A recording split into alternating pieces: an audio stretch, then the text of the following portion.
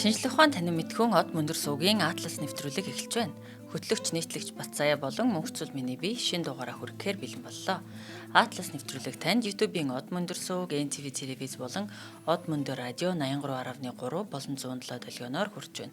Атлас нэвтрүүлгийг эрсдлийг давах хүч хүрээтэй бод даатгал болон ногоон ирээдүг хөгжүүлэх хүрээтэй MMS компани бүтэн жилийн турш ивент итгэн та бүгд хүргэж байна. За өдрийн минь заяа. За өдрийн минь өмнөдийг хүргэе. За хоёул өнөөдөр маш сонирхолтой өн эрдний түүхт усаар аялах гэж байна те. За тэглгүй яах вэ? Одоо манайхан исламын бүгд найрамдах Иран гэдэг нэрээр мэдэх Перс улсын талаар ярихад бэлэн болжээ. За тэгээд хамгийн сонирхолтой нь Иран газар нутгаараа манай 3 буй 17-д бичигддэг. Тий, 1.6 сая. 1,648 мянган км толгоонтой. Хүн амаараа дэлхийд бас 17-д. Тий. Хүн ам газар нутгаар хоёуланг дэлхийд 17-д бичигддэг. 92 сая хүн амтай. Манайхаас нэг жоохон том юм болсон тий. За эхлээд уламжлал ёсоор би Ирантай холбоотой сонирхолтой цөөхөн баримтуудад дурдъя. За түрүүн заяаг хэлсэн те Ираны албан ёсны нэр нь бол Исламын бүгд найрамдах Иран улс. Тэгэхээр одоо шашин төр хоёр нь ангид биш. Шашинтай улс болох. Одоо шашин захирдаг улс болох гэдэг те. За нийслэл хот нь Тегеран, англиар Техран гэдэг те. За байрлал нь бол Баруун Азид. За тэгээд Ирак, Турк, Армен, Азербайджан, Туркменистан, Афганистан, Пакистан зэрэг улсуудтай газраар хэл залхаас гадна Каспийн тэнгисийн орнуудтай болон одоо Persian Gulf чинь Персийн болон те одоо 70 руу гарцтай орн гэсэн үг. За тэгээд газар нутг нь бол 1.6 сая. За тэгээд хүн ам нь бол 92 сая гэж байна. Үндсэн одоо хэл нь бол Фарси хэл гэж байгаа те Персил Фарси хэл гэдэг. За мөнгөн дэвсгэрт нь бол Ираны риал гэдэг юм байна. Шашны хувьд бол Исламын шашинтай. Гэтээ одоо үндсэн гол одоо нийт хүн амынхан бараг 90% нь Исламын шашны шиа урсгалыг одоо сүсгэн одоо мөрөгдөг юм уу те шиа урсгалтай. Монголоор бас шиит гэж аяг өгнөр те. Шиитүүд гэж байна. За Ираны түүх бол маш сонирхолтой. Гэтээ түүх рүү орохоос өмнө бүгдээрээ монголчууд Иран руу аялахад виз хэрэгтэй юу гэдэг асуултанд хариулъя тийм ээ хэрэгтэй. Гэтээ гой сонголт байгаа нь онлайнаар авах боломжтой байна. Мөн хил дээр нь очиод бизнес хөсөлтөөгөө авах боломжтой. Гэтээ хил дээр авахар тодорхой хугацаагаар хүлээгээд байсан. Нэг Алфард машинаар Монгол гэр бүл аялаад байсан санагдаж байна. Тэгэхээр Ираны хил рүү орох гээд виза хүлээгээд тэнд нэг 7 хоног жоо талаар би нэг нэвтрүүлэг үзчихсэн. За виза авах боломжтой. За Иран руу Монголоос одоо хамгийн одоо үр ашигтайгаар те богино цаг хугацаанд бага зардалтай хэрхэн аялах вэ гэхээр Улаанбаатар Бээжингээс Иран руу Тегеран руу нисч болж байна. Эсвэл Улаанбаатар Алматигээд Алматигаас Казахстанаас Ираны Ерөнстаны бүх орнууд руу мөн Иран руу маш богино хугацаанд нисдэг. Тэгээд зардлын хувьд харьцангуй боломжийн. Гэтээ мөн Стамбулаар дамжаад нисч болно. Тэгэхээр илүү цаг л нисдэг гэсэн үг. Илүү цаг нисдэг. Ираны хувьд бол дээрээс манай монголчууд жимс болон махны бизнес эрхтэй мах гаргадаг Иран руу тий.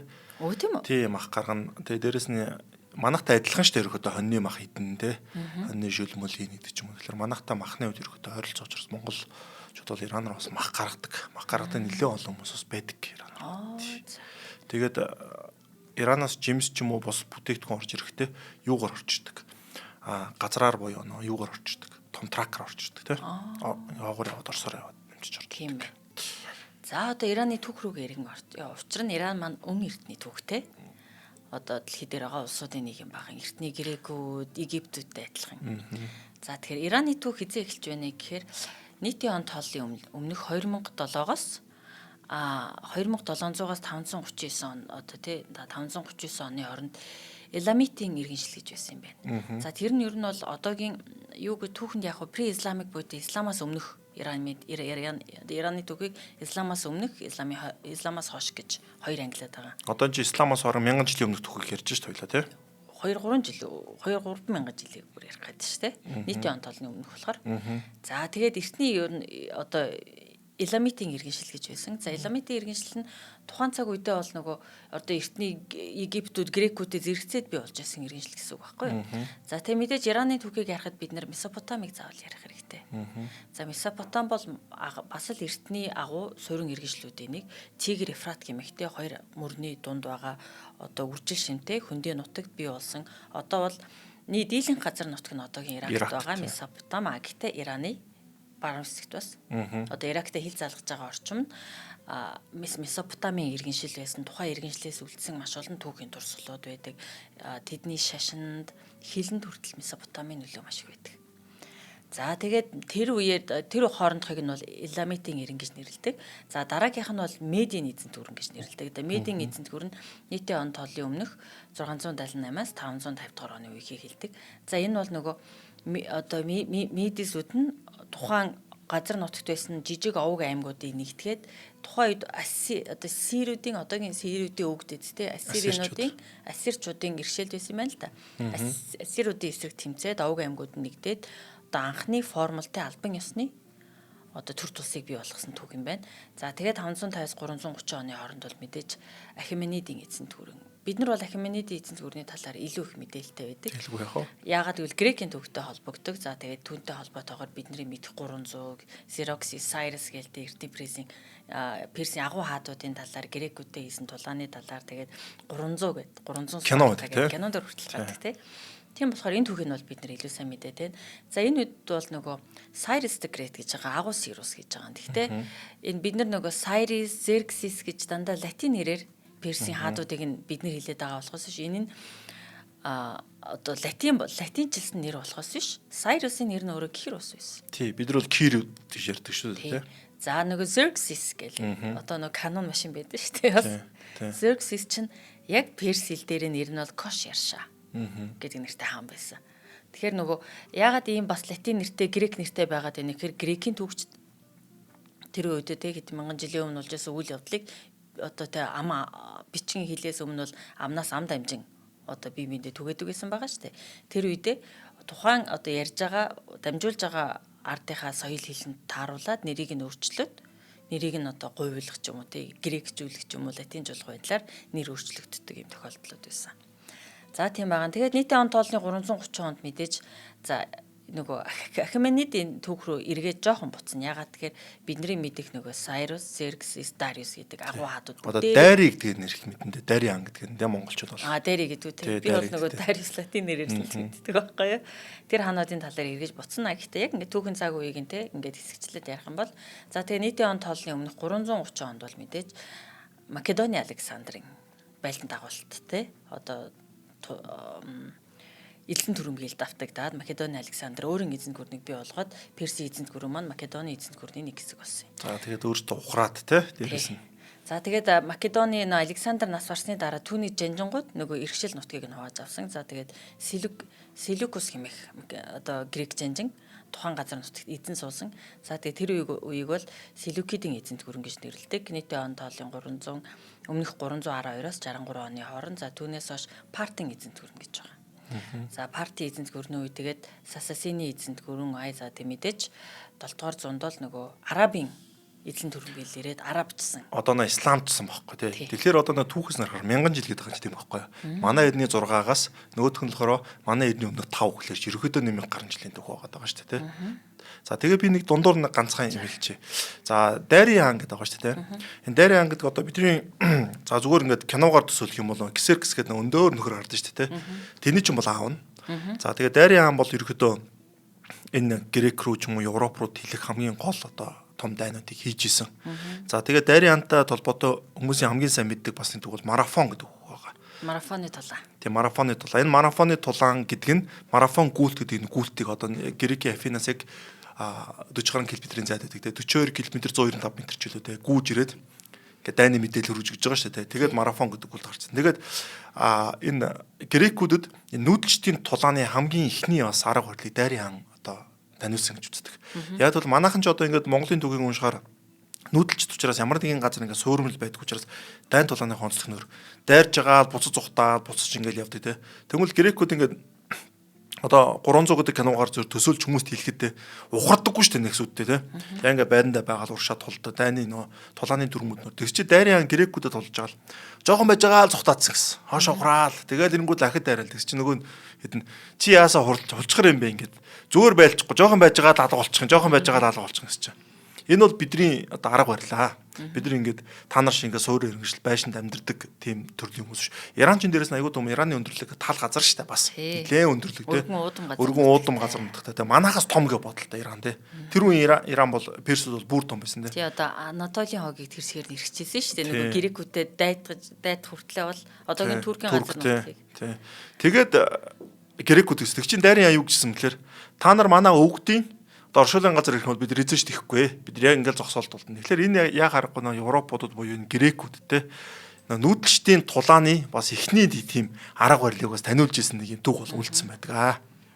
За тэгээд нөгөө грекүүд нь ягаад бас өөр аргаар байлдаад байна гэхээр жижигхэн газар нутагтай, уулархаг нутагтай учраас нөгөө тийм зүхтаах те ухрах арга техник стратеги хэрэглэх боломж байхгүй. Учираас нөгөө Европын суурин газруучин өндөр цамхаг хэрэм барьж хотоо хамгаалдаг. Өндөр цамхаг хэрэм цайз барьж алсаас ирж байгаа дайсан атадан дайснаа хардаг, мэдээ дамжуулдаг учиртай. Тэгэхээр нөгөө газрын гадаргын онцлогоос хамаарат дайн тулааны стратеги нүртэл өөр юм те. Тий. За тэгээд манай эдний өмнөх 480 он термофилийн тулаан гэж тулаан байдаг. Тэгээ марафоны тулаанд бол дайрын хан ялагдаж тэгээд уурсан байдаг. Тий, за яг грекүүтэй бол бараг 7 удаа тулцсан. 7-оос 2-т нь персүүд ялаад, нэгэнд нь бүр Афинийг ороод түүн шатаасан гэдэг. Тий. Тэнгүүтээ нөө нийт дайныхан одоо тулаанд ялсан боловч нэг байлдаанд бол ерөөдөө ялагдсан гэж байгаа тийм. Тий. Тэр гэхдээ учир шалтгаанаас айгүй сонирхолтой. Тэрийг ярих юм бол зөндөө ол юм ярих гэдэг тийм. Одоогийн бидний мэдэх Анатолийн хойгтой Туркийн газар нутагч нь эртний Грекийн иргэншлүүд байсан. Грекүүд ч өөрсдөө нэг усчин ард түмэн далаа тэнгисээр очиод худалдаа арилж агаар суурьшлаа бий болгоод соёлын болон эдийн засгийн ер нь худалдаа солилцоо хийгээд идэг байсан эртний тийм уламжлалтай. Гэтэл нөгөө Анатолийн хойгч нь Перси эзэнт гүрний нэг хэсэг болоод Перс ч өөрөө сатрап буюу мужуудад хувааж захирдаг. За тэгээд одоо Сайрус хааны хамгийн агуу зүйл нь юу гэхээр хүн төрөлхтний түүхэнд хамгийн анхны хүний эрхийг хүндэлсэн хуулийг Сайрус гаргасан гэж үздэг. Сайрусын юм одоо монголоор мэдэхгүй байна. Google-ээр хайвал юм дугуй юм бичиг байдгийг. Тэр нь одоо миний одоо тэ эзэнт гүрний харьяа иргэн болгон өөрийн бурханчуудах хэрэгтэй. Өөрийн сүмийг барих хэрэгтэй гэж анхна хууль болгон баталсан анхны хааныг Сайрус гэдэг байхгүй. За монголчууд Кир хан гэдэг мэднэ. Яг бол бид ч нөө Оросоос айгүйх түүх юмнууд авсан. Тэндээс нөө Кир ч юм уу одоо ингээд грек нэрнүүд ялангуяа барууны нэрнүүд янз янзын нэрээр ингээд бууж исэн бол одоо бид ингээд англиас авлахаар нөө нэрний зөрөг гарч ирдэг. Энэ бид нар нөө Британд гэж айгүйх гарч ирсэн байна. Тий бид нар их сурвалж хаана байна гэдгээс хамаарна. Миний их сурвалжууд бол нөгөө англи хэл дээр болохоор би яг англиар ч юм уу грек болохоор грекээр нэр нэмэлдэг байгаа байхгүй юу? Тий, манай зулаач нь манай сонсогчдор мэдж байгаа л өөрөө яг энэ зүүн Европт бол суралцж зүүн Европын түүхийг маш сайн мэддэг учраас айгүй олон хэлээс те. Зөвхөн англи хэлдэг зүүн Европын одоо энэ болгар, серб, грек, энэ турк айгүй олон хэлээр их сурвалж авдаг учраас бас айгүй том давуу талтай. Тийм учраас би бас албаар тайлбарлаж өгөөд байгаа дундуур норч. Яг л би ч нөө хүүхд байхаас эхлээд нөө Оросоос орж ирсэн материалаас дандаа уншсан учраас ялгаан тийм байдаг. Тэг чи бид нар Британд гэж нэг ялгаа гарсан. Техникүүд дээр гарсан байхгүй. Дандаа Орос нэртэй. Тэгвэл гадаад төгсөөд ирсэн хүмүүс чинь англиар сурсан хүмүүс чинь нэрэн солигддог. Тэгээ нэг юмыг хоёр өөр хэлээр ярьдаг. Хоорондоо маргалдаа. Тэнгүүтээ нэг юм ярьж өөд энийг л ярьж ирсэн юм биш тэгээ. Тэгээд тэр чинь аль үгээр цааш явах уу гэдэг чинь бас дараагийн нэг юм болж байгаа юм тий. За энийг ингээд ямар ч тайлбарлаад басгачаа. За тэгж жагаад грекүүдийн одоо тий нөгөө Селукүүдийн эзэнт гүрэнд дуусаад Партийн эзэнт гүрэн дараа нь Сасасины эзэнт гүрэн гэж байж байгаа. Тэгээд Исламын шашин ирээд арабуудын эзэн төрөн бэлдээр исламын шашин ирээд ер нь бол исламчсан гэж үздэг. За тэгтээ одоо нөгөө бас нөгөө грекүүд юм л бол грекүүд рүүгээ иргэн орчихсон гэдэг. Нэг үг байдаг штэ. Ромод грекүүдийг эзэлсэн боловч тэ эзэн төрөн бэлэгч нь өөрөө грекүүдэд эзлэгдсэн гэдэг үг байдаг байхгүй юу? Тэр нь юусэн гэхээр хэдийгээр Ромын эзэнт гүрэн грекийг өөрийн харьяа нутаг болгоод унгаж авч чадсан ч гэсэн өөрсдийнх нь соёл, ах уу, хэл, соёл бүх юмд грекчсэн. Грекийг өөрсдөө дахин шүтээдээ дээдэлдэг болоод грекээр ярих нь грекийн соёлыг мэдгэн түүхийг мэдгэн их өндөр дээд хэрэгм зэргийн асуудал болсон. Грекүүд тэгэхээр тэдрээс мундаг соёлтой байсан биз дээ, тийм. Илүү боловсронгуй байсан гэсэн. Түүнтэй адилхан Перс өөрөө эртний нарийн соёлтой газар тариалан бичиг үсэг те барилга ах буй урбанизашн буюу хот төлөвлөлтийн илүү боловсронгуй соёлтой байсан учраас хэдий арабууд эзлэн төрөмгийлээд исламын шашинг Персид авчирсан боловч өөртөө арабын соёл нь исламын шашинд маш их өөрчлөгдсөн. Хэл нь өөрчлөгдсөн, соёл нь ах уу бүх юм нь перссэн гэж бас хэлдэг. Тэгээ эхний персүүд ч гэсэн өөрийнхөө энэ соёлын өвийг дараагийнхаа маш олон эзэн гүрнүүдэд одоо үлдээсэн түгээсэн одоо болтол тэдний хилэнд нь шашинд нь эртний персүүдийн соёл, хэл, шашны уул мөрөд нөлөө маш их байдаг. За тийм учраас одоо исламын шашин чинь Сауди Арабид үүсэж байгаа шүү дээ, тий. Сауди Арабын баруун талд буюу Меккад үүсэж байгаа шүү дээ. Тэгэхдээ одоо яагаад ингэж хоёр том гол урсгал болоод Иран болон Сауди Араби улс төрийн хувьд асуудалтай байдаг гэхээр ерөөдөө энэ персийн соёл нэг хүчтэй учраас тусдаа ахаад нэг урсгал үүсгэх тийм нөхцөл би бас энэ талаар хоёулаас нэг товч дурдна тий дараа нь. За хоёлаа төр завсарлаад өнөөдрийнхөө нэвтрүүлгийн ивент тэтгэгчийг дүрдээ. За бидний нэвтрүүлгийг ногоон ирээдүйг хөгжүүлэх үрээтэй MMS компани бүтэн жилийн турш ивент тэтгэж байгаа. За MMS компани нь эрчим хүчний салбарт үйл ажиллагаа явуулдаг бөгөөд нарны эрчим хүчний системээр дамжуулан айл өрх аж ахуй нэгжүүдэд бие даасан эрчим хүчний төслүүдийг хэрэгжүүлдэг мэргэжлийн хамт олон юм байна. MMS компани нь цахилгаан эрчим хүч болон уул уурхайн салбарт үр ашигтай дэвшилтэт технологид суурилсан бүтээгдэхүүн шийдлүүдийг санал болгодог. Та хэрвээ байгальд ээлтэй дэвшилтэт технологиор өөрийн эрчим хүчний асуудлыг шийдээд өөрийн аж ахуй үйлдвэрээ сэргээгт эрчим хүчний хөсөлтөй болгохыг хүсвэл мэдээж MMS компанитай холбогдорой гэж та бүгд зөвлөхөр байна. MMS компанитай та бүхэн Facebook-ээр нь холбогдож болно. За тэгээд холбогдох утас нь бас манай нөгөө баннер дээр гарч байгаа бах тий. Тэгээд MMS компани бол үнэхээр бид нар хамтран ажиллахад мөн тун таатай байдаг. Байгальд ээлтэй сэргээгдэх эрчим хүчний дэлхийн хамгийн шилдэг технологиудыг Монголд оруулж ирдэг. Манай уур амьсгал тохируулан тааруулаад сайжруулсан хувилбаруудыг үйлчлүүлэгчтэй санал болгох юм байнамаа. За ивент тэтгэгчтэй баярлалаа. За хоёлаа нөгөө нэвтрүүлэг нь яваад цаг харахаар цаг яваад идэг. Чи хоёрыг ярих юм болов уу? Том улсууд дээр хэцүү тий. Харин тийм. За хоёлаа дурдаал явъя да тийм сайхан ус. Тэгэхээр яг би яг бас Иран дуртай нэг шалтгаан нь надад түүхэн таалагддаг. Өнөөдрийн бидний мэдих Ираныг бид нэр Иран улсаар тий одоо улс төрийн тэр нэгжээр нь эртний Иран Персийг бид нэр зөрүүлж болохгүй. Хичнээн агуу баялаг түүхтэй, соёлтой. Тэгээ хэдэн асар уудам өргөн нутам хамарсан газар нутагтай, гайхалтай түүхтэй ард түмэн гэдгийг нь ойлгосоо гэж би үздэг. Яг үнэ. За тэгээ Иранчсан. За тэгээд дараа Исламчсан дараа нөгөө Сэлжүкүүдийн эзэнт гүрний нэг хэсэг байсан. Анатолийн хойгоос Сэлжүк туркууд хүчрэгдэхин хэрээр тодорхой хугацаанд Сэлжүкийн эзэнт гүрний харьяа нутаг байсан. За тэгээ мэдээж 13 дугаар зуунд Монголын эзэнт гүрний харьяа нутаг болсон байгаа. За Мөнх хаан гэж хэлж байгаа шүү дээ. За тэгээд Сафавидын 90 үе гэж байна. За тэгээд явсаар байгаа л ер нь бол бидний хамгийн мэдгэдэй хамгийн сүүлийн үе бол юу байгаа 20 дугаар зууны түүхэн нэргээд ороход мэдээж нөгөө газрын тосны их нөхцөл гэдгийг мэдсэн учраас барууны улс орнуудын сонирхол маш их байсан. За тэгээд 40-од оны ихэр чинь зөвлөлт Английн дайн Иран руу эсрэг те хоёр талаас нь дайдах гэж үзсэн болно. Ер нь бол энэ бүгд нөгөө байгалийн баялаг газрын тосноос нь болсон хэрэг. За тэн дээр бас би нэг товч юм хэлчихэ. За 1925 онд одоо энэ Пахлави гэдэг хаан байгаа шүү дээ. Монголчууд Пахлави гэж ерөөд ярьдаг те. Энэ хаан 1921 онд өөрөө Персийн офицер байсан. За тэгээд төрийн эргэлтээр ерөөдөө 21 онд хаан болоод за тэгээд 25 онд ерөөдөө яг хаана батлан одоо 21 онд төрийн эргэлт гаргаад тэндээс 25 онд хаан болж байгаа. За тэгээд нөхөр яагаад нөө зөвлөлт толгойд ус Британаар дайрсан шалтгаан нь Германыг дэмжижсэн гэдэг шалтгаан байсан. Тэгээд 1941 онд аавыг унгаад хүүг нь хаан болгосон мэдэг. Тэгээд зөвлөлт болон британчууд нийлж хагаад хүүг нь хаан болгоод тэгээд Ирантай арай өөр дийлүүд хийж эхэлсэн байдаг. За энэ бол тэгээ маш олон нөгөө улс төрийн том улс гүрнүүдийн ашиг сонирхол байсан л та. За тэнгууд энэ дээр шууд өргөжлүүлээ ярьчих тийм. За тэнгууд Бахлави гарч ирээд Иранд бол тодорхой хэмжээний өөрчлөлтүүдийг хийж исэн.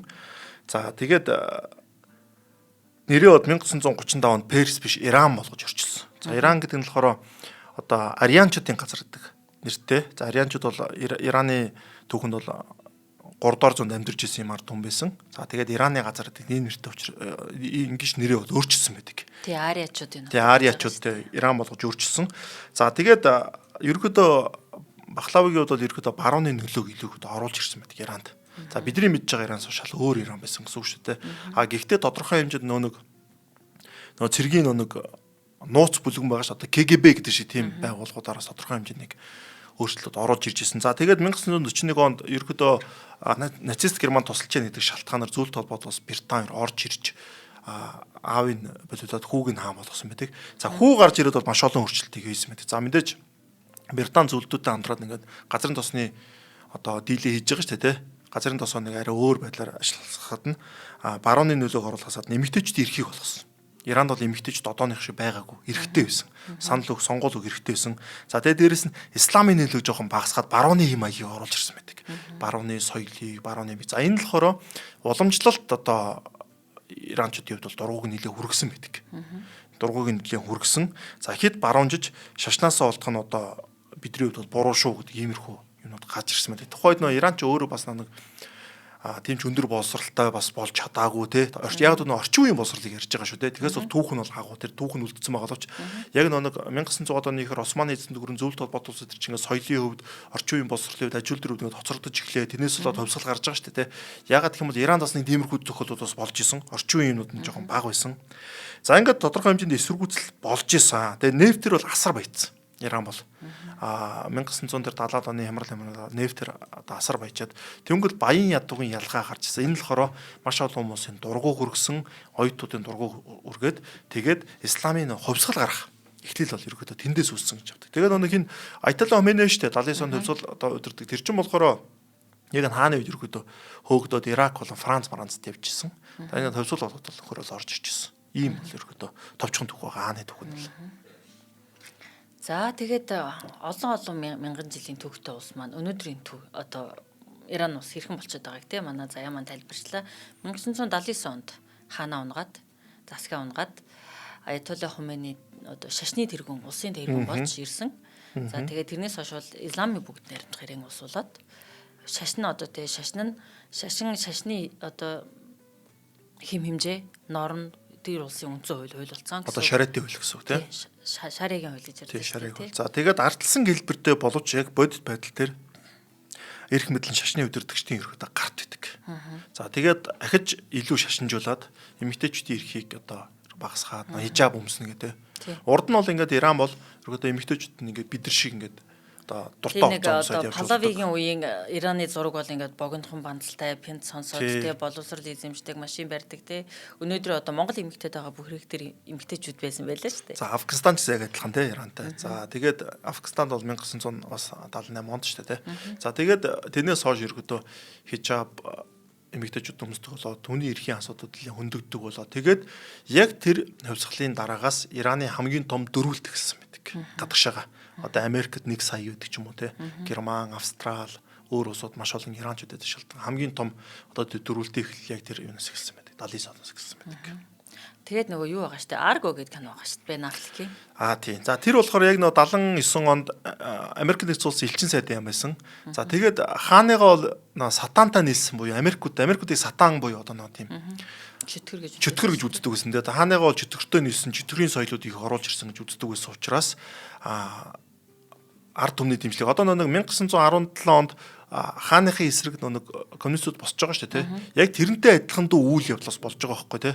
За яг арай жоохон өөр л дээ. Гэхдээ ерөөдөө нэг жоохон тийм хэлбэр нэг тиймэрхүү ч юм уу тий.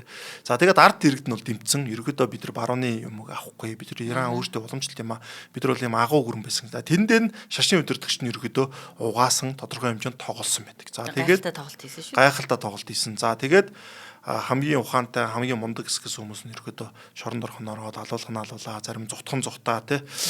Шираз хэд үлээ нэг кино байгаа. Энэ тоглодог.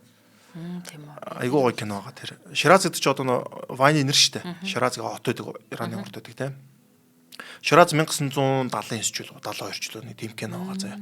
Тэрэн дээр Салма Хайк гэдэг нь тоглолдог. Тэрэн дээр ерөөдөө бас айгуу тийм. Үзсэн. Броди Салма Хайк гэдэг тоглодог баг шүү тий. Тийм, Салма Хайк нэг баян гэр бүл байдаг. Тэндээс гарч явах шаардлагатай болоод нөгөө Иранаас хөрөнгөө яах уу гэдэг хөрөнгөтэй нөө сурвалж өгсөтэй гэр бүл одоо аристократ маягийн гэр бүл байгаа тийм шүү дээ. За тэнгуут энэ туслах мослохын тэрүүгээр ч хорлж морлоод мэдээлэлтэй бас бөө юм болдог тий.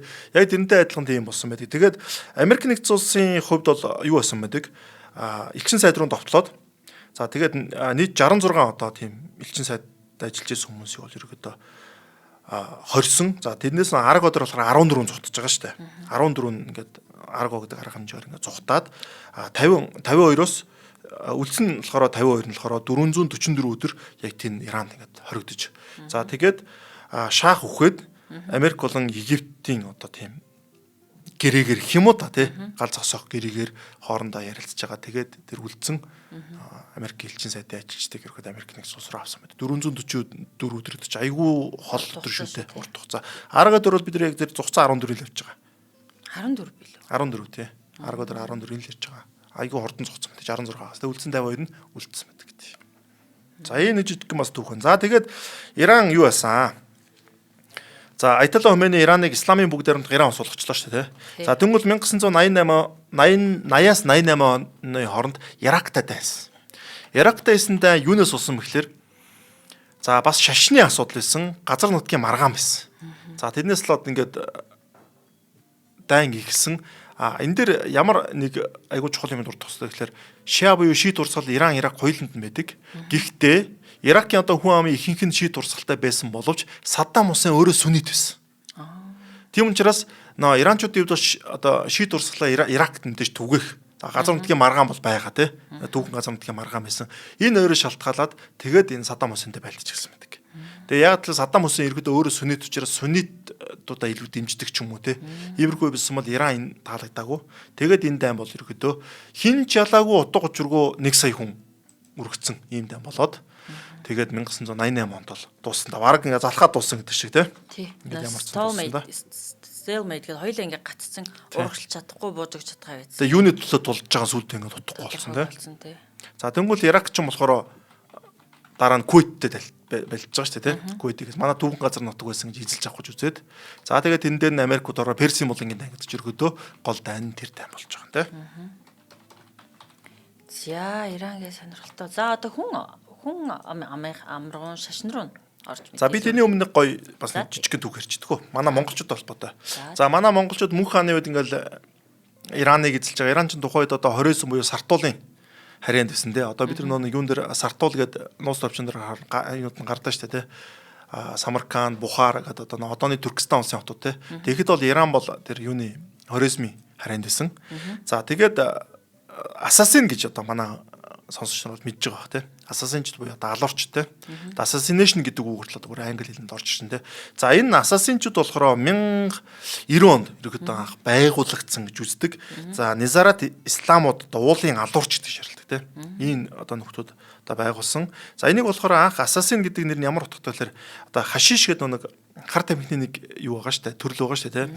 Тэгээд хашиш хэрэглэдэг алуурч гэдэг тийм нэр болохоор одоо англи хэлнээс одоо орж ирээд за энэ болохоор хашиш гэдэг нь болохоор Assassin болж өөрчлөгдөөд за ингээд энэ болохоор ингээд айц дөрүүлж айц дээр тулгуурлж ингээд том одоо алгууд хийдэг ч юм уу те олон хаанууд одоо Сэлжүкийн хаанаг ч юм уу те зөндөө олон хаануудыг бас алж исэн ч юм уу тэгээд янз янз хүмүүстэй хөөлж исэн юм байдаг. За тэгээд алалуудын уулархаг цайзыг бол эзэлж аваад за тэр цайзыг эзэлж авсан тэр цайз нь болохоор ингээд баг эзлэгдэх боломжгүй тийм байрлалт байдаг. Тийм юу. За тэн дээр болохоор одоо тийм групп одоо тийм алуурчдыг бэлтгэх тийм сургалт ингээд гарцсан 11-аас 12 дугаар зуун те. За тэр нэгээд бүр маш их алдарсан дэлхийд. Бүр ингээд айц дур Assassin гэхэлэр түн бүр ингээд дайдаг хэмжээнд очсон те. Тийм болцсон байсан. За энийг бол 1256 онд манай Чингис хааны удамд Хүлээгүү хаан Аламутын цайзыг эзлээд ерөөд Assassin-чуудыг устгасан гэж үздэг. Хүлээгүүгийн одоо зэргүүд. Тэгээд Assassin-чууд яг тэр Аламутын цайсаасаа зүхтаад яг дараа нь өөр газрууд ингэ байсан гэдэг л ч ерөөдөө гол нэг их судас болсон юм энэ. Манай монголчууд Хүлээгүү хаан ерөөдөө байхгүй болгож ирсэн ийм түүх байдаг. Нэг сонирхолтой юм байна те. За хоёул Иран улсынхаа хүн амын талаар мэдээлэл хуваалцъя. За нийт хүн ам нь 92 сая те. Гэхдээ Иранда байдаг нь бол арай бага. Иран яг 92. Яг 92. Яг дэлхийн нийтээр бол 4 сая гэж явдаг байх шүү хахад. 4 сая Иран байдаг те. За тэгээд нийслэл хот нь мэдээж Техран. За тэгээд 9 сая хүн амтай. Тэгээд метрополитен бүсэн буюу те нөгөө тойрсон бүсэн нийт 15 сая хүн амтай гэдэг юм байна. За том хотууд нь бол Махшад гэдэг хот байна. 3 сая хүнтэй. Исфахан. Монголчууд Мешхед гэдэг байх шүү. Мешхед гэдэг тэр зүүн хойд хэсгийн хот. Тэ Мешхед гэдэг. Исфахан байна 2 сая хүнтэй. Тэгээ Кара, Шираз, Табриз, Ахваз гэмиг 1 саяас илүү хүн амтай олон хотууд байдаг юм байна. Тий. Тебриз, Исфахан хоёр болохоор дээр үе нийслүүд нь. Тий. Тебриз ч юм болохоор ерөөдөө турк тал руугаа штэ баруун хойд хэсгэр үгүй. Исфахан урагшаага. Тэнгүү Шираз ахад урагшаага ч юм уу. Тэгэхээр нөө Иран нөө хотуудын хувьд бол айгу том хот. Одоо Захадан гэж хот байгаа штэ. Тэр нь болохоор ерөөдөө Афганистан руугаа тал руугаа тийм хотод. Яг бол дундуур айгуу том Ираны тэг шөндөрлөг явдаг учраас ихэд тэр тэг шөндөрлөгөө тойроод ингээд хотууд нь байдаг. Ийм юутай байгаа. Хүн амынхан. За тэгээ нийт хүн амынхын 60-аас 65% нь Персүүд гэж үздэг юм байна. За төв болон зүүн хэсгээрээ том хотуудад гол төвлөрөн амьдардаг. Фарси хэлээр ярьдаг. За тэгээд 15-аас 20% азеричүүд байна. Азербайджанууд гэж хэлж болно тий. Яг бол шашин адилхан. Шашин адилхан тэгээд нэг Азербайджантай хойд баруун хойд хэсгээр хэл залгаж байгаа. Ер нь түүхэн бас нэг ойролцоо их газар тий. Азербайджан. Ер нь бол нэг одоо Азербайджан бол Ираны Кашарын эзэн зүгүүрний Кашарын иргэшээлд байсан. Өөрөө. За тэгэхээр Азербайджанууд байдаг юм байна. За Курдууд байна. Ирактай хэл залгаж байгаа хэсэгт нь. За Курдууд гэдэг чи одоо тэгэл улс үндэстэнгүү дэлхийн 3 том үндэстэн шүү дээ энэ бол тий. Бид нөө тамилуудыг ярьсан шүү дээ. 80 сая тамил өөр ингэсэн газар нутаггүй. Курдууд ч юм бол одоо газар нутаггүй Турк, Иран, Иракуудад ингээд салан байрладаг тийм том үндэстэн байна харамсалтай тий. Тийм тэгээ 8-аас 10% гэдэг чинь маш их хувьдэлж байна тий.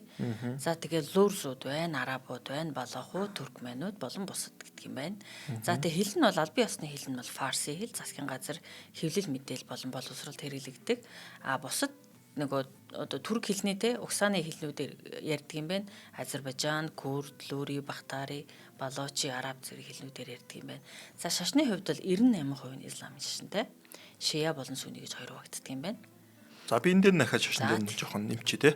За энэ Шиа сүнни хоёр бол ихэд ингээд Мухаммед одоо энэ исламын шашныг үүсгэж байгаа шүү дээ те. Мухаммед исламын шиг үүсгээд ерөөхдөө дагалдагчтаасаа болоод тэгээд ерөөхдөө ингээд сүнни шиа гэдээ хоёр хуваагдсан байна. Тэгээ одоо Сауди Араб, Иран хоёр бол Сауди Араб сүнни буюу сүннит гэж ярьдаг те.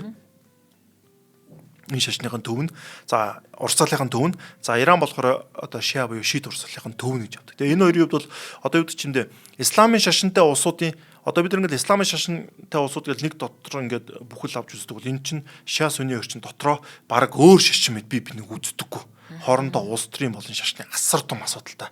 Иран, Сауди Араб. Одоо энэ хоёрын хоорондын тоглолт, хөлбөмбөгийн тоглолтууд, улс төрийн асуудал, спортын тоглолтууд айгүй болдсон шүү дээ. Тэнгүүд эдгээр чинь исламч хоорондоо ийм түнж муутай. Одоо шил Катар, Сауди Араб хоёр хилдэг мөртлөө элчин сайдын янууд мэдхгүй. Хил нэг хилдэг. Тэгсэн мөртлөө энэ хоёр чинь адилхан юу усууд байгаа шүү дээ. Бүр сүнний усууд байгаа шүү дээ. За тэгээд ерөөдөө нийт исламын шашинтай хүн амын 80-аас 85% нь сүнни шашинтай, урсгалтай, шашин гэдэг шууршлаа урсгалтай. Одоо хамгийн одоо том улс нь Индонез байна те. За Пакистан байна те. Дандаа л одоо 170, 200 хэдэн сая хүн амтай Бангладеш гэдэг ч юм уу ийм улсууд байдаг.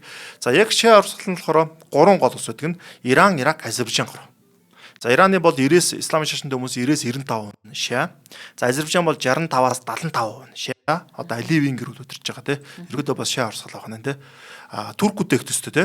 Ерөөдөө хүн ам болон шашнаасаа бус талаар тийм. За Ирак бол 65-аас 70% нь ерөөдөө шиа урсгалтай. Ихтэй сүнни урсгалтай Саддам Хусейн энэ улсыг айгүй олон жил захирсан. За ингээд нөгөө талаас дараагийн улсууд нь бол Бахрейн, Кувейт, Ливан улсуудын бас хүн амын нэлээд олгон. Бахрейн бол 65%, Ливан бол ерөөдөө 40-оос 50% гэдэг ч юм уу тийм. Кувейт 20-оос 25%, Йемен 35-аас 40% гэж байдаг. За бусад исламын шашинтай улсууд ерөөдөө ихэнх нь сүнни. Одоо Афганистан, Пакистан, Сауди Араб зүгэнд 10-аас 15% нь шиа. Бусад нь дандаа сүнни турк мөрк ч юм уу те. Тэгэхээр ийм шашны ялгаа байдаг. Тийм учраас Иран, Сауди Арабын шашны ялгаанасаа урсгалынхаа ялгаанаас болоод нэлээд том улс төрийн асуудлууд их байдаг гэдэг бас дурдсан зүйтэй баха. Сонирхолтой энэ нэг шашинтай ирнэ тэгээ хоорондоо ингээд айтаад идэв. Одоо католик, протестант хоёр бол дээр үдэл би нэгэ үздэг байсан мө сүүлийн нэг 100 жил гайгүй болцсон шүү дээ. Тэр нэг тодорхой хэмжээнд нэг арай нэг зөөлөн хэмжээнд л нэг үздэг бол одоо эн чинь бол яг тэр нэг протестант юу хоёрын маш том зарчмын асуудал байгаа тийм. Зарчмын асуудал байгаа байхгүй тий. Тэгээ нөгөө хин нь Мухаммедийн үргэлжлэлөө гэдэг дээр маргаан. Нэг нь үеэл нь байсан гэдэг нөгөөх нь өөр хин билээ. Нэг нь дагалдагцд нь баг шүү. Али Мухаммед гэдэг нэртэй нөгөөх нь Али гэдэг нэртэй хоёр хүн байгаа байхгүй. Нэг нь одоо шавн байсан нөгөөх нь үеэл нь байсан гэж үзээд байдаг юм билээ шүү дээ. За шашны хувьд за тэгээд Зороастранизм гэж маш эртний одоо яг одоогийн Ираны эртний Персийн газар нутагт үүссэн хамгийн ертөнцийн ер нь бол маш эртний шашнуудын нэг 0.1% гэж нийслэл нь одоо төв нь Язд гэж Ираны хотод байдаг. За тэгээ мөнхийн гал гэж байдаг. Галыг дахиншддаг тийм. Одоо одоогийн бидний мэддэг шашин те христийн шашин, буддийн шашин, исламын шашнаас өмнөх шашин шүү. Хамгийн эртний Зороастрын тий. За тэгээд еврейчүүд бас байдаг тодорхой. Одоо еврейчүүд жишээ юудын шашинтай хүмүүс байдаг. Тэгэхээр еврейчүүд байна гэсэн үг. Гэхдээ маш бага хувь. За яагаад энд Ирантай еврейчүүд холбогдоод байгаа нэг сонирхолтой юм нь Кирос нэг гэдэг Киргээ тий Сайрус нэг гэдэг агуу хааны талаар яриа. Тэр хүн чинь Вавилонд боолчлогдож исэн еврейчүүдийг чөлөөсөн хаан байхгүй. Тийм учиртай хааны. Тэгэд энэ хаан чинь бас айгүй алдартай нөгөө хүн болгон өөрийн бурханд те итгэж залбирэн сүсэглэж өөрийн сүмд очих хэрэгтэй гэд хууль гаргасныг нь еврейчүүд айгүй сэргэлэн ашигласан гэдгийг. Бурхан нөгөө хаан дээр очсноо бид нар өөрсдөө сүмийг барихсан юм а. Авраамийн сүм, агуу сүм. Энэ сүм маань ингээд нурдсан. Тэр нь гэтэл одоо болтол домгийн сүм гэж үздэг гинэ. Сүр жавхлантай гайхалтай баян тансаг байгууламж байсан гэж домогтл яриад байдаг, бичгэнд гараад байдаг. Яг одоогоор түүхийн археологийн олдуурал олдоогүй. Гэхдээ зарим судлаачид одоогийн Иерусалим хотын дор байгаа гэж итгэдэг. Гэтэл тэр сүмэд тэр ер нь бол еврейчүүд чинь нөгөө домгийн юм ярьдэн штэ. Бурхны амлсан нутаг гэл те. Бурхны сонгосон арт түмэн гэл. Гэтэл тэр нь бас сүмэн тийм сүм. Тэгэхээр Сирус хаан дээр очиод та ингээд хүн болгон таны иргэшэл албат болгон өөрийн бурханд залбирч болно, өөрийн сүмтэй байж болно гэсэн юм чинь бидний сүмийг барьж өгөөч. Энэ бас омог шүү заяа. Археологийн баримт нь олдоогүй. Тэгээ хэлсэн чинь Кир хамаа Сайрус хаан тгийгээд би танаа сүмийг барьж өгье. Танаа бурхны сүмийг би барьж өгье гэд санхүүжилтийг гаргаж өгөөд харин сүмийг хамгийн гайхалтай хин сайн барьж чадахгүй гэхээр мэдээж Египтийн инженерүүдгээд эртний Египтээс инженерүүдийг архитекторуудыг авчираад домгоор л одоогийн Иерусалим хотын дор байгаа Авраамийн сүмийг барьж өгсөн гэдэг төгтөө. За шашны хувьд бол юм ус юм байна. Маш сонирхолтой. За тэгээд үргэлжлүүлээд одоо нөгөө эртний том иргэншлүүдийн тэ газар нутаг байсан болохоор маш олон түүхийн одоо нэгдсэн үндэсний байгууллагын соёлын тэ түүхийн хувьд бүртгэгдсэн маш олон байгууламжууд байдаг юм байна. За тэднэрээс нь дурдахад бол жишээ нь Исхаван дахь Имамын шаагийн сүм гэж байна. Одоо Сафавидийн үед баригдсан 1611-ээс 1629 оны хооронд баригдсан нэгдсэн үндэсний байгууллагын соёлын хувьд бүртгэлтэй тийм байгууламж байна. Накш шаханы талбай гэж бас Исхафанд байдаг юм байна. Сафавидийн эзэнт гүрний үед баригдсан 17 дугаар зууны үед баригдсан. Голестаны ордон байна. Тегеранд байдаг. 19 дугаар зуунд баригдсан. Кажарын угсааны үед баригдсан. Мэдээж нэгдсэн үндэсний байгууллагын соёлын үеийн өвд бүртгэлтэй. За тэгээд Ширазд байдаг Хафефийн одоо мавзолей бунхан байна тий. Тэгээд мэдээж миний түрүүнд дурдсан Яазд байдаг эртний галын одоо темпл дугна сүм таглийн сүм гэсэн үг. За энэ тэгээд 20 дугаар зууны үеэр яг баригдсан гэж байгаа боловч ер нь бол тэрэн дотор байгаа гал 1500 жилийн турш тасралтгүй асж байгаа гал гэж итгэдэг юм байна. Энэ зэрэг маш олон гайхалтай соёлын түүх дурсгалын одоо зүйлүүд л одоо болтол байдаг. За тэгээ одоо бол нөгөө Зороастринизмыг бол нэг 20,000-аас 25,000 дагалдагч нар одоогийн Иран тэгээд яг Яазд хотод төвлөрөн байдаг гинэ. Тэгэд яг энэ шашинтай холбоотой нэг сонирхолтой үүсгэгч нь бол Зороастр буюу Заратустра гэж хүн одоо нийтийн он тооллын өмнөх 1000-аас манай эртний 1500 оны хооронд энэ шашин маань илүү түгээн дэлгэрсэн байсан. Одоогийн Гүржид Азербайджанд хүртэл энэ шашин байсан. Энэ шашны одоо тий түүх дурсгалууд хүртэл байдаг. За тэгээд Ахура Маста гэж хүнийг дэ шүтдэг бөгөөд Авеста хэмээх ариунтэй одоо тэнгэрлэг бичиг үсгтэй гэдэг юм байна. За тэгээд гол одоо зарчим нь бол тий зөв бодол, зөв үг, зөв үйл. Тэгээд орчлон ертөнцийн сайн сайхны төлөө орчлон ертөнцийн муугийн эсрэг тэмцэн гэсэн тийм. Одоо гол зарчим нь бол тэр. За тэгээд маш сонирхолтой зүйлгээд бидний мэдэх нөгөө Queen хамтлагийн дуучин Freddie Mercury. Одоо хамгийн алдартай хүн тий. За түүний нэр бол мэдээж Фаррух Булсара. Тэр өөрөө Парси гаралтай байхгүй юу? Парси гаралтай. За тэгээд эцэг их нь бол Парси одоо эртний Персүүд гэсэн үг шүү дээ тийм. Парсичууд Зороастрын шашинтай байдал нөгөө Исламын шашин. Иранд ирээд Исламжих үед нөгөө одоо итгэл үнэмшил шашнаа орхихыг хүсээгүй учраас маш олон хүмүүс дөрвөн гараад энтгийн хойч хэсэгт нүүдэл очсон гэдгийг. За тэгээд тэр нүүдлэн очсон эртний Персичүүдийн одоо үр удам байсан. За тэгээд түүний аав нь бол Парси хүн. Тэгээд нөгөө Британий колонд байхад Британий засгийн газар бичгийн ажилтнаар ажилладаг байжгаад томилолт аваад Занзибарт гэр бүлээрээ тэнд очсон. Британий засгийн газрын бичгийн ажилтны хүн тэнд ажиллаж байхад нь энтхэгээс одоо Британи оруу гарахад түүний гэр бүл нөгөө засгийн түүний одоо Британий засаг сархаанд ажиллаж байсан хүмүүсттэй Их Британд цагаачлах одоо боломж үүсгэсэн гэр бүл нэг Британд руу цагааж гарсан. Тэгэхээр тэр бол Парси хүн байсан. Тэгээд тэдний өвөг дээдс нь бол Зороастрын шинтэй байсан. За тэгээд Иран одоо бид нар ингээл түүхийг ярихаар амар агуу түүхтэй маш олон мундаг зүйл бүтээсэн ард түмэн гэдэг шууд мэдгэж байгаа шүү дээ. Том хаан тусууд байсан гэд. За тэнгууд л Ираныг энийг батлах айгүй том бас нэг баримт нь ЮНЕСКОд бүртгэлтэй өвн байдаг. За дэлхийд ингээд одоо эхний 10 байдаг улсууд дотор Иран байдаг. За жишээлбэл ЮНЕСКОд бүртгэлтэй хамгийн их өвдөө улс мэдээж Итали тий. Итали ямар олон түүхэндээ Ромын тий. Тэг Грекээс орж ирсэн гэл маш олон тийм ЮНЕСКОгийн одоо өвд үүдэг. Итали 60, Хятад 59, Франц 58, Герман 53, Испани, Энтиг, Мексик. За Мексик гэхэлэр чи илүү нөө юунууд нь ороод ирж байгаа байхгүй нөө пирамидууд нь ороод ирж байгаа байхгүй тий. За Их Британи, Оросын холбооноос гэж. Тэнгүүл 10-т 28 ЮНЕСКОгийн өвтөд Иран орж ирдэг. Тэгэхээр энэ улс дээд байгаа энэ дэлхийн мундаг түүхтэй өвдөө улсуудтай энэ зэрэг зүгцээ яг орчин үеийн түүхээрээ л одоо жоохон асуудалтай байгаа боловч яг энэ түүх нь бол ямар мундаг вэ гэдгийг ерөөхдөө энэ ЮНЕСКОд бүртгэлтэй өвөн шууд батлан харуулж байгаа юм аа. Одоо Месопотам, Бабилон гэж ярих юм бол тий. За хоёлаа төр завсарлаад хоёр дахь ивент тэтгэжээд урдээ эрсдлийг давхаж өрөөтэй бод даатгал компани бүтэн жилийн турш Атлас нэвтрүүлгийг маань ивенттэн ажиллаж байна. Бод даатгалын салбарт 30 жил ажиллаж байгаа Монголын ууган даатгалын компаниудын нэг бөгөөд харилцагч нартай найдвартай хурдан хялбар үйлчилгээг санал болгодог. Тэгээ мөн эрсдэлгүй аюулгүй хамгаалалттай ирээдүг санал болгодог байгууллага юм байна. Тэгэхээр өнөөгийн нэвтрүүлгээрээ хоёлаа Акса олон улсын эрүүл мэндийн даатгалыг нь бүтээгдэхүүнийг нь онцлие. Акса олон улсын эрүүл мэндийн даатгал нь дэлхийд даяар хэрэгждэг эрүүл мэндийн хамгаалтын ээж бүрэн үйлчилгээ бөгөөд Монгол улсад амьдарч буй иргэд тэдний гэр бүл мөн Монголд ажиллаж буй гадаадын иргэдэд экспатуудад зориулсан бүтээгдэхүүн юм байна. Энэхүү даатгалын үндсэн зорилго нь өвдөх, гэмтэх, эмнэлэг твтэх, мэс засал болон эмчилгээний зардлыг таах, эмийн болон эмчилгээний зардлыг нөхөн олгох, яаралтай үед эмнэлгийн тээвэрлэлт болон эх оронд нь буцаах зардлыг шийдэх, дэлхийд даяар олон улсын эмнэлгийн сүлжээгээр шууд үйлчилгээ авах боломжийг бүрдүүлдэг онцлогтой бүтээгдэхүүн юм байна.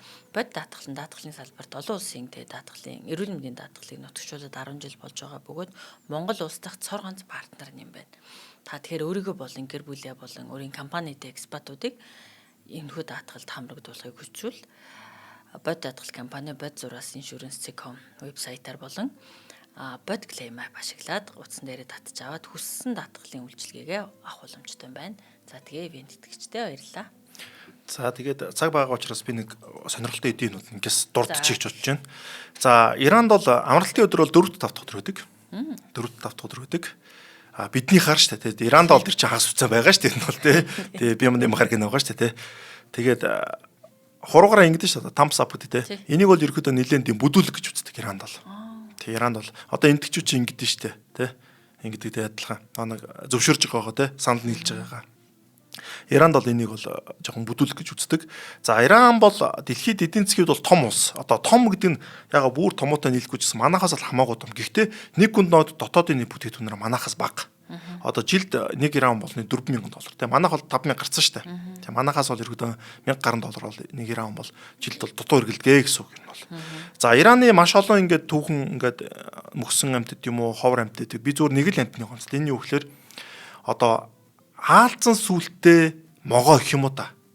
Тийм могоо байдаг. За энэ болохоор Ираны яг тийм тэр Шираз буюу тэр Ирактай хэлдэг нэг хэсэг байна шүү. Месопотамийн тэр нэг ууларх хэсгийн ууланд байна. Тэр ямар учиртай могоо вэ гэхээр сүүлийн хэсэг нь яг аалц гэж харахаар заяа.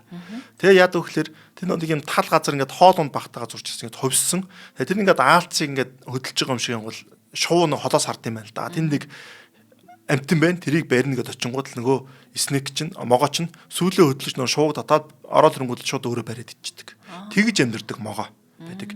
За энийг дуртмаар ган. За тэнгууд хоёлаа сүүл рүү спорт руу орох уу? Тэглэв яах вэ? За тгий. Ираны спорт бол угаасаа агуу. Иран бол спортын хувьд бол агуу. Яагаад агуу вэ гэдгийг батлах маш олон зүйлүүдийн нэг нь манай Монгол улсны гадаад тамирчин Сайд Молай Монгол улсын нэр дээр барилдаад олимпийн медаль авсан шүү дээ. Тэр чинь бол Иран байсан тий.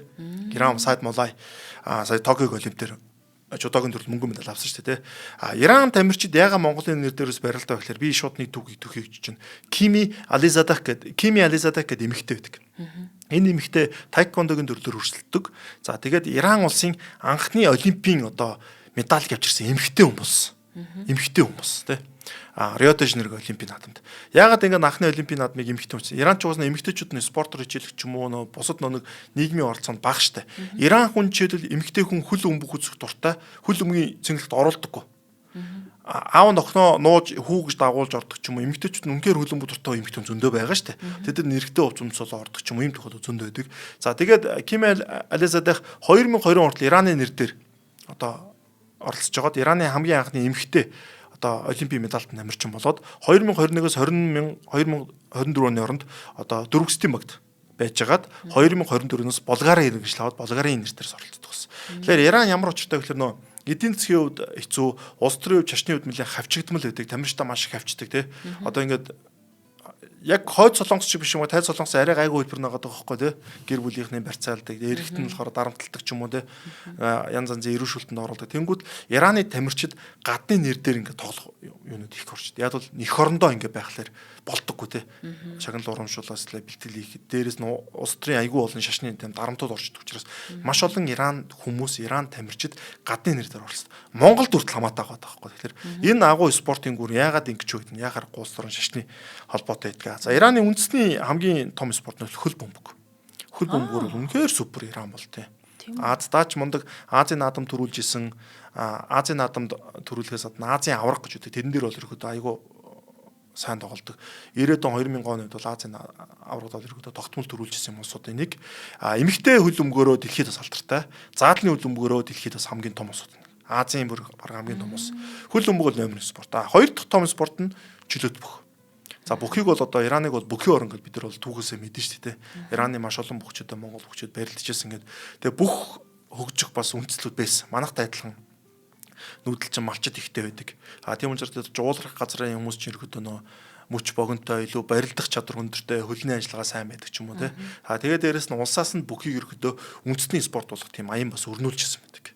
Тийм учраас бүхчүүд нь алдартай. Тийм үг өгдөн шин. Би бол олимпийн авраг бокс чинь. Энэ нөхөр зүгээр л чөлөөтийн Азийн медальтай тэгтлийн надаас их оронд алдартай гэж Иран хэлж байгаа. Тэгвэл би Монгол тамирчнаас сонсчихсон байхгүй. Бүхний тамирчнаас. Тэгэхээр бүх гэдэг бол Ираны хувьд бол ерөөд айгүй том цол хэрэгэм гэдэгтэй адилхан тийм. За дараагийн спорт нь волейбол. За дээрэс нь Ираны хувьд бол ерөөдөө бүх спортер сайн. Одоо ингээл тайквондогоор эмхтэн орж ин сагсан бөмбөгөөр хүртэл НБ тоглож исэн Хадиди гэж одоо сагсан бөмбөгч шүү дээ тий. Тэгэхээр Иран бол ерөөдөө спортын маш агуу төвтэй. За спортын хамгийн агууны тоглолтын би та бүхэндээ ярьж өгье. Энэ юу гэхээр 1998 оны хөл бөмбөгийн дэлхийн аваргад Иран улс орж байгаа түүхэндээ анх удаага. Тэгсэн чинь тэр дэлхийн аваргад орж байгаа тоглолтын дээр Иран, Герман, Югослав хоёртой орохоос гадна Америк нэгдсэн улстай нэг хэсэгт орцсон. За энэ Америк нэгдсэн улстай Оросын тоглолтыг Ираны хувьд бол одоо бүх цагийн түүхэнд хамгийн агуу одоо тийм тоглолт гэж боддог. За бэкграунд нь ойлгомжтой шүү дээ. 1953 оны Иранд болсон жижиг одоо тийм хувьсгал дээр Америкууд оролцсон гэж ярьдаг. За тэгээд Америкуудыг бол ерөөдөө айгүй хөнө үзэн яддаг. Сатаныхан гэж үздэг учраас 1900 тэр 70 оны хувьсгалч бас Америкуудын эсрэг тий айгүй бол юм гарчдаг. За тэгээд Америкууд Иракийн бас нэг онгоц монгоцыг устгаж исэн гэдэг ч юм уу тий. За тэгээд нэг газрын тосны асуудал гэдэг маш олон тохиолоор Америктэй ерөөдөө дайсны харилцаатай. Тэгээ эх оронд нь угааж байгаа ч нэг дайсан хэрэгтэй учраас Америкуудыг илүү дайсан сатан болгож харуулсан байдаг. За тэгээд 98 оны дэлхийн аваргын тоглолт Иранчууд дэлхийн аваргад орохдоо хэлсэн байдаг. За бид нар бол дэлхийн аваргад орж байгаа. Бид нар дэлхийн аварга болохгүй. Бид нар зөвхөн Америкийг л очих гэж ирсэн гэж ирсэн мөр. Америкийг л очих гэж Ираны тамирчид. Зорилготой ирсэн. За тэгээд тэр тоглолтыг бол би санд юм хүүхэд байхдаа бол үзчихсэн. За амар тоглолт болт. Иранчууд гол оруулаад баярлж байгаа нь ерөөсөө хөл өмгийн дэлхийн аварга болцсон мэт. Баярлал гүүгэл те. За эхний голыг Иракууд оруулаад Иранууд оруулаад хоёр дахь нь хийгээд за гурав дахь голыг Америк оруулаад 2-1-ээр Иранууд Америк нэгдсэн улсыг буулгаж авсан байдаг. За тэгээд энэний дараа болохоор Нью-Йорк Таймс сонин Иранчуудын хувьд бол энэ бол түүхэн ялтаа гэсэн тийм юу бол нийтлэг бол гаргаж тавьсан байдаг. За тэгээд энэ бол улс даяараа Ираны засгийн газрын хувьд бол хөл өмгийн дэлхийн аваргад орсод Америкийг хөдсөн бол маш том үйл явдал болж Ирак хүмүүсийн одоо нэг зөсийг өргөсөн үйл явдал болсон байдаг. За тэгээд энэ дээр зөвхөн ирчүүдээс гадна одоо эмэгтэйчүүд нь хүртэл ингээд маш ихээр баярлж тэгээд өөрсдөө тэмдэглэсэн байдаг. За тэгээд энэ бол ерөөдөө Ираны түүхэнд хамгийн том спортынхан бас ялтуудынхаа нэг гэж ингэж явдаг. ийм түүхэн тоглолт байна. За тэгээд 2022 онд ирэхэд энэ хоёр бас хоорондоо ахиж нэг тоглож ирсэн. Гэхдээ тухайн 98 оны дүр зургаас арай жоохон сул нэг юу дандлагатай байна. Яг л Иранч ч юм бас өөртөө их орносоо дөрөвдөг болсон хин нэмбэ гэдгийг мэддэг болсон үе те 98 оноос хойш ийм нэг түүхэн зүйл байна. Тэгээд спорт хувьд бол үнэхээр агуу том гүрэн бол Иран улсаа. За тэгээд иранчууд газар нутгийн хувьд Каспийн тэнгис дэлхийн хамгийн том нур байгаа шүү дээ, тэ. Дэлхийн хамгийн том нурыг далаатай холбодог бас улсын нэг, тэ. Персийн болнороо. За баярлалаа заяа. За та бүхэн шинжлэх ухаан танин мэдхүн од мөндөр сувгийн Атлас нэвтрүүлэг хүрлээ. Хөтлөгч нийтлэгч Бат Сая болон мөнхцөл миний би студид ажиллаа. Атлас нэвтрүүлэг танд YouTube-ийн од мөндөр сувг, NTV телевиз болон од мөндөр радио 83.3 болон 107 дэлгэнаар хүрч байна. Атлас нэвтрүүлгийг эрсдлийг давхаж хүрээтэй бод татгал болон ногоон ирээдүй хөгжүүлэн хүрээтэй MMS компани бүтэн жилийн турш ивент тэтгэн та бүгд хүргэж байна. За баярлалаа Заяа. Баярлалаа. Дараагийнхаа нэвтрүүлгээр уулзъя. Баярлалаа.